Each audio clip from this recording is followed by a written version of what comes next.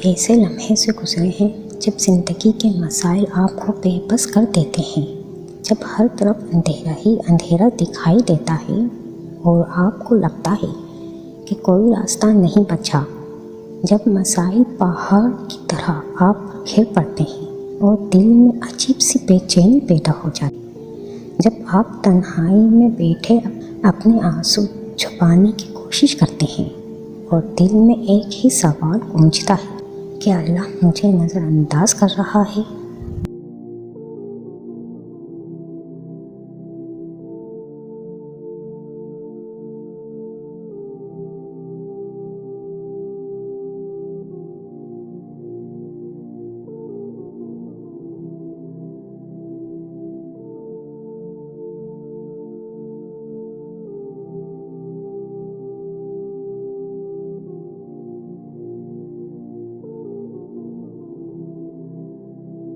ہم آپ کو 5 عملی اقدامات بتائیں گے جو آپ کی مشکل وقت میں اللہ پر بھروسے کو مضبوط کرنے کے لیے انتہائی مفید ہوں گے، جو صرف کتابی باتیں نہیں ہوں گی بلکہ ان عملی اقدامات کو ہم اپنی زندگی میں کیسے اپناتے ہیں وہ بھی آج کی ویڈیو میں سمجھیں گے، جنہیں اگر ہم اپنی روزانہ کی زندگی میں شامل کریں تو انشاءاللہ اللہ چند دنوں میں ہی آپ کا اللہ پر بھروسہ مضبوط ہو جائے گا اور آپ دیکھیں گے کہ مشکلات کم ہونا شروع ہو جائیں گی، دل میں سکون آ جائے گا اور اللہ کی مدد کا یقین بڑھ جائے گا۔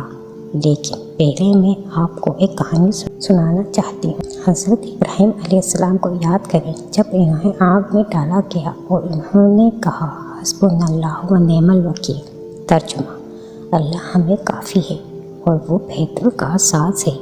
یہ اعتماد، یہ ایمان، یہ بھروسہ ہی وہ وجہ بنی کہ آگ ان کے لیے ٹھنڈی ہو گئی۔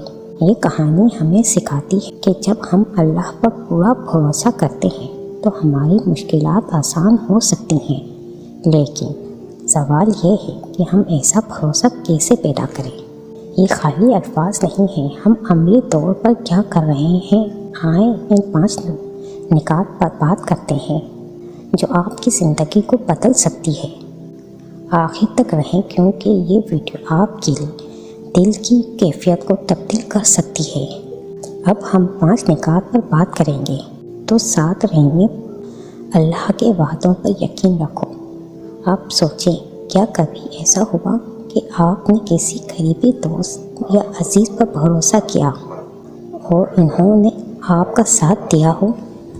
اب ذرا تصور کریں کہ وہ ذات جو آپ کو پیدا کرنے والی ہے، جو آپ کے ہر درد کو جانتی ہے، وہ آپ کو کیسے اکیلا چھوڑ سکتی ہے۔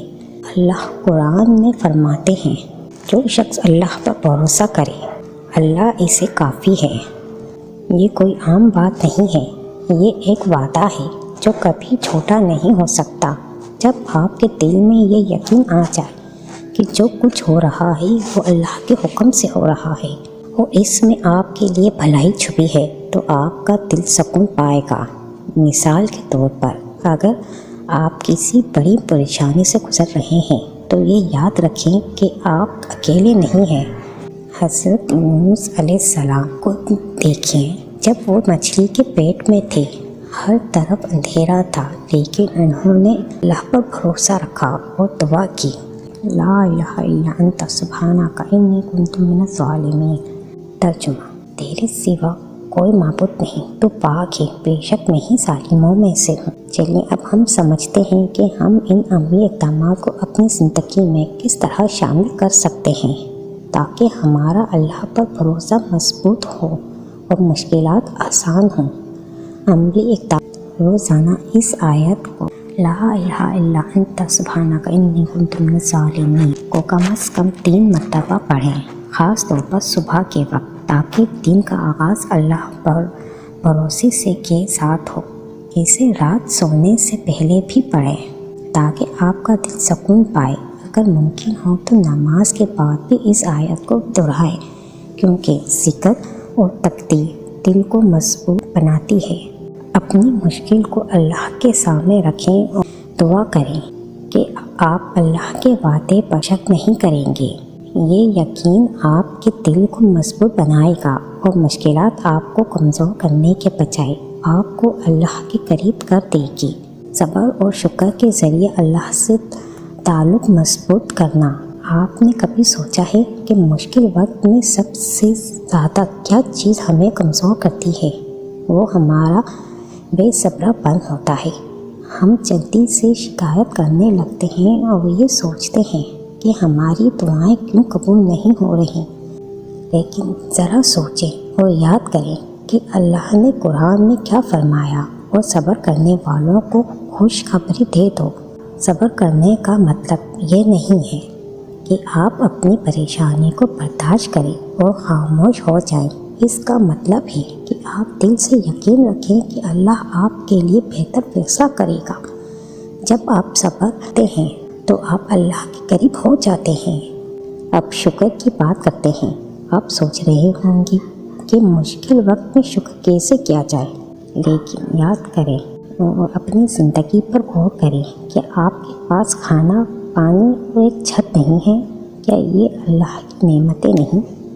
اگر تم شکر کرو گے تو میں تمہیں اور زیادہ دوں گا۔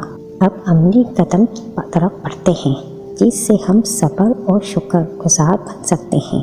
عملی قدم: ہر دن اپنے دل سے ایک شکر کی چیز لکھیں۔ صبر کرتے ہوئے اللہ سے دعا کریں، یا اللہ میں اپنی پریشانی آپ کے سپرد کرتا ہوں یا کرتی ہوں اور آپ کے فیصلے پر راضی ہوں۔ اور روزانہ سجدے میں اللہ کا شکر ادا کریں، چاہے وہ ایک چھوٹی سی نعمت ہو۔ جب آپ صبر اور شکر کو اپنا معمول بنا لیتے ہیں تو آپ دیکھیں گے کہ مشکلات کے بادل چھٹ رہے ہیں اور آپ کا دل اللہ کے نور سے بھر رہا ہے۔ یہ وہ بھروسہ ہے جو آپ کو طاقت دیتا ہے۔ تیسرا نکات: اللہ کے فیصلے پر راضی ہونا۔ آپ نے کبھی سوچا ہے کہ جب ہم کسی آزمائش میں مبتلا ہوتے ہیں تو ہم سب سے زیادہ کیا محسوس کرتے ہیں؟ بے چینی، تڑپ اور یہ سوال کہ یہ میرے ساتھ ہی کیوں؟ لیکن کیا آپ جانتے ہیں کہ اللہ کے فیصلے پر راضی ہونا ہی اصل بھروسے کی علامت ہے؟ اللہ قرآن میں فرماتے ہیں، ہو سکتا ہے کہ ایک چیز تمہیں ناپسند ہو اور اس میں تمہارے لیے بھلائی ہو۔ یہ آیت ہمیں سکھاتی ہے کہ جو کچھ بھی ہماری زندگی میں ہوتا ہے اس کے پیچھے اللہ کی حکمت چھپی ہوتی ہے۔ کبھی ہم سمجھ نہیں پاتے، لیکن وقت گزرنے کے بعد ہمیں احساس ہوتا ہے کہ اللہ نے ہمارے حق میں بہتر کیا۔ حضرت موسیٰ علیہ السلام کا واقعہ یاد کریں، جب وہ دریا کے کنارے تھے اور پیچھے فرعون کا لشکر تھا۔ ظاہری طور پر کوئی راستہ نظر نہیں آ رہا تھا، لیکن انہوں نے اللہ کے فیصلے پر بھروسہ کیا اور دریا میں راستہ بند کیا۔ چلیے اب عملی قدم کی طرف بڑھتے ہیں جس سے ہم اللہ کے فیصلے پر راضی ہونا سیکھ سکتے ہیں۔ عملی قدم: جب بھی کسی مشکل میں ہوں تو دل میں کہیں، یا اللہ میں آپ کے فیصلوں پر راضی ہوں۔ اپنی ماضی کے واقعات پر غور کریں اور دیکھیں کہ کیسے اللہ نے ہر آزمائش کے بعد آسانی پیدا۔ روز اپنی زندگی کے ان لمحوں کو یاد کریں جہاں اللہ نے آپ کو بے سہارا نہیں چھوڑا۔ جب آپ اللہ کے فیصلے دل سے قبول کریں گے تو آپ کے دل سے وہ بوجھ ہلکا ہو جائے گا جو آپ کو پریشان کر رہا تھا۔ یہ یقین آپ کے اللہ پر بھروسے کو ناقابل شکست بنا دے گا۔ یاد رکھیں، وہ ذات جو آپ کو آزمائش میں ڈال رہی ہے وہی آپ کو اس سے نکالنے والی ہے۔ چوتھا نکات: دعا کو اپنی طاقت بنائیں۔ آپ کبھی ایسی حالت میں تھے جب آپ نے ہر دروازہ کھٹکھٹایا اور سب راستے بند نظر آئے؟ اس لمحے میں آپ نے کیا کیا؟ کیا آپ نے اپنے دل کی ہر بات اللہ سے کہی؟ دعا وہ ذریعہ ہے جس سے انسان زمین پر رہتے ہوئے آسمان سے مدد لیتا ہے۔ اللہ قرآن میں فرماتے ہیں، میں تمہاری دعا قبول کروں گا۔ مشکل وقت میں اکثر ہم اپنے مسئلے کو ہر کسی سے شیئر کرتے ہیں، لیکن ذات جو ہمارے دلوں کے راز جانتی ہے، ہم اس سے بات کرنے میں غفلت کرتے ہیں۔ یاد رکھیں، اللہ کے دربار میں کوئی بھی دعا چھوٹی نہیں ہوتی۔ وہ سننے والا ہے اور آپ کے آرزوؤں کو قبول کرنے والا ہے۔ روزانہ ایک وقت مقرر کریں۔ اپنی دعا میں اپنے مشکل حالات کا ذکر کریں، لیکن ساتھ شکر بھی کریں۔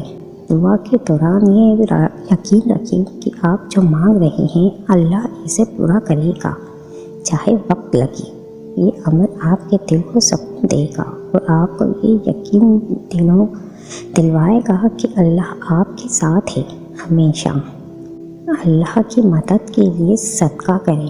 جب مشکلات بڑھتی ہے تو ہم اکثر اپنے لیے ہی سوچتے ہیں، لیکن اللہ کے نظام میں کرنے کا ایک خاص طریقہ۔ کسی اور کے لیے آسانی پیدا کریں۔ نبی کریم صلی اللہ علیہ وسلم نے فرمایا، صدقہ مصیبتوں کو دور کرتا ہے۔